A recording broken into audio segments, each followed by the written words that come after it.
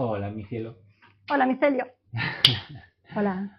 Buenas, pues somos Javi y Cata y cultivamos hongos gourmet y medicinales en Ava Cooperativa. Hoy estamos aquí para compartiros un poco nuestra experiencia y conocimientos en la elaboración de los sustratos del cultivo. Nosotros trabajamos principalmente con hongos descomponedores de madera, saprófitos se llaman. Y como son descomponedores de madera, realmente descomponen todo lo que tiene lignina y celulosa, que se puede expresar en granos, pajas, ramas, hojas, troncos. Cáscaras, todo lo que provenga de plantas, básicamente. Los hongos al final descomponen el 90% de la materia orgánica que hay en el planeta.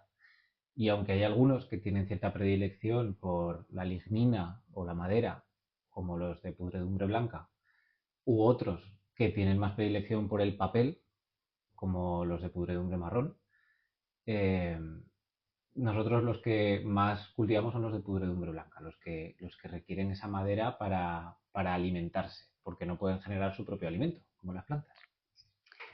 Cuando buscamos la madera con la que vamos a preparar los sustratos, intentamos siempre buscarla en el formato de pellet, porque es un formato que es muy cómodo para almacenar y además el pellet en su elaboración pasa por un proceso de presión y de calor que ayuda a limpiarlo. Entonces es una forma de ya tener como prepasteurizada la madera.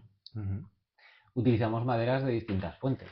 Utilizamos serrín de pino, también utilizamos briquetas de encina, hemos utilizado también paja y cáñamo. Y las funciones principales son pues los que tienen más lignina, los utilizamos para hongos como la melena de león, el Ericium erinaceus o el Pleurotus citrinopiliatus.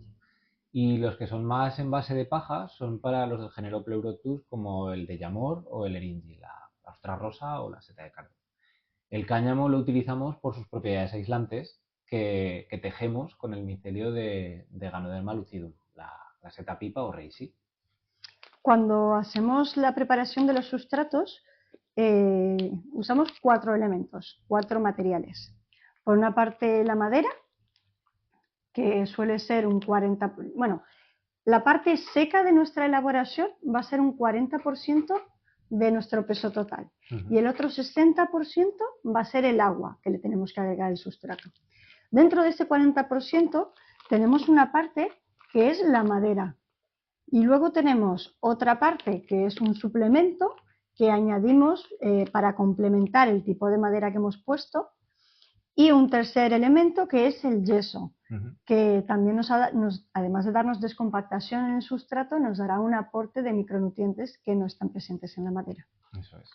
Y por proporciones el suplemento suele ser alrededor de un 10% y el yeso suele ser entre un 1 y un 2% del peso seco. Del total de los 40%. Uh-huh. Cuando nosotros hacemos el embalaje y la preparación, usamos unas bolsas que tienen un filtro. Eso es importante porque los hongos respiran como nosotros, entonces necesitan que exista en el contenedor donde van a vivir un intercambio de gases para que ellos puedan hacer este proceso de respiración. Uh-huh. Nosotros usamos la bolsa, que es muy fácil, es muy práctica y cómoda, pero se puede usar también cualquier otro contenedor que sea resistente al calor. Por eso hay veces que en los contenedores de plástico podéis buscar que haya una indicación que dice PP o 5, que indica que es polipropileno, que es un plástico muy resistente al calor, y lo que habría que hacer simplemente es agujerearlo y ponerle un pequeño filtro para permitir este intercambio de gases. Sí, o cinta de papel. Uh-huh. También se pueden utilizar contenedores de cristal u otro tipo de envases, pero eso es importante que puedan respirar porque aunque los hongos cuando están bajo tierra aguantan mucha cantidad de CO2, llegan a un límite y se pueden asfixiar. Entonces necesitamos siempre que puedan exhalar ese exceso de dióxido de carbono al ambiente. Cuando realizamos, después de que hemos hecho la preparación del sustrato y hemos hecho la hidratación, exponemos el sustrato a lo que es el proceso de pasteurización, que esto es para matar la mayoría de microorganismos que existen en el sustrato y dejarlo limpio para que cuando nosotros pongamos nuestro hongo tenga la menor competición posible y se pueda desarrollar de forma óptima. Nuestras formas de pasteurizar suelen ser con agua tibia y luego les damos a todos, una vez que ya se han hidratado, un baño de vapor, pero si queréis hacer los dos pasos en uno, podéis utilizar agua hirviendo, echarle, en este pequeño es 1 litro de agua hirviendo, y esperar a que se enfríe antes de sembrar. Entonces crecerán los pellets en tamaño y el agua caliente pasteurizará. Si queréis abrazarlos con una toalla o que no se os enfríen durante ese tiempo, podéis mantenerlos en un espacio más aislado, y cuanto más tiempo dure caliente, más efectiva será esa pasteurización. Cuando nosotros usamos material orgánico de residuos de nuestro alrededor, residuos orgánicos de cultivos o de aserraderos, es importante que tengamos en cuenta si el sustrato está hidratado o está deshidratado, porque eso también nos marcará la cantidad de hidratación que le tendremos que poner. Entonces, si vemos que el sustrato ya viene hidratado, como puede ser en el caso de hojas, lo que tendríamos que hacer es primero hacer una prueba, así como está la hoja, con el sustrato y ver la cantidad de agua, si es suficiente o no, y si no, si queremos ser mucho más precisos, podemos deshidratarla y volver a hidratarla para encontrar la cantidad óptima de hidratación.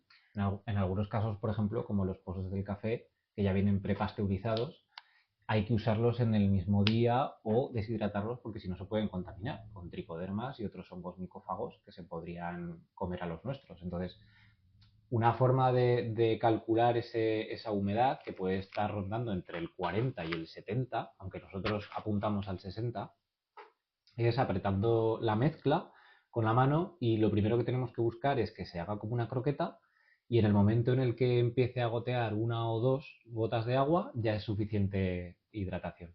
Si chorrea es demasiada hidratación y tendremos que añadir materia seca, y viceversa.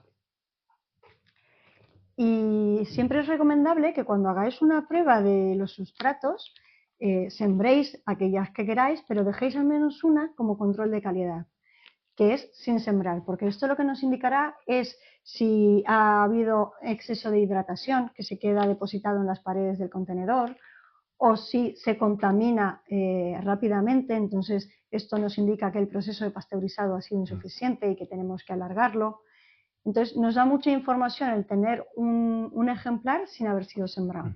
Y aunque los micelios que nosotros cultivamos tardan un par de semanas en observarse, en colonizar el sustrato, los mohos son mucho más rápidos y en 3 días podéis observar si está contaminado o no. Entonces recomendamos eso, que esperéis a la hora de sembrar.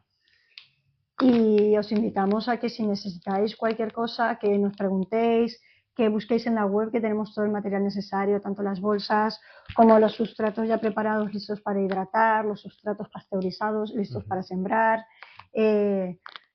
bolsas ya sembradas con los hongos. Preguntarnos, porque lo que queremos es que podáis disfrutar de esta experiencia del cultivo, que es muy interesante y curiosa. Sí. Y si queréis que hagamos más vídeos, como la relación de carbono-nitrógeno o de cómo hacemos nuestros lotes, dejádnoslo en comentarios y lo programaremos. Muchas gracias. Hasta luego. Felices cultivos.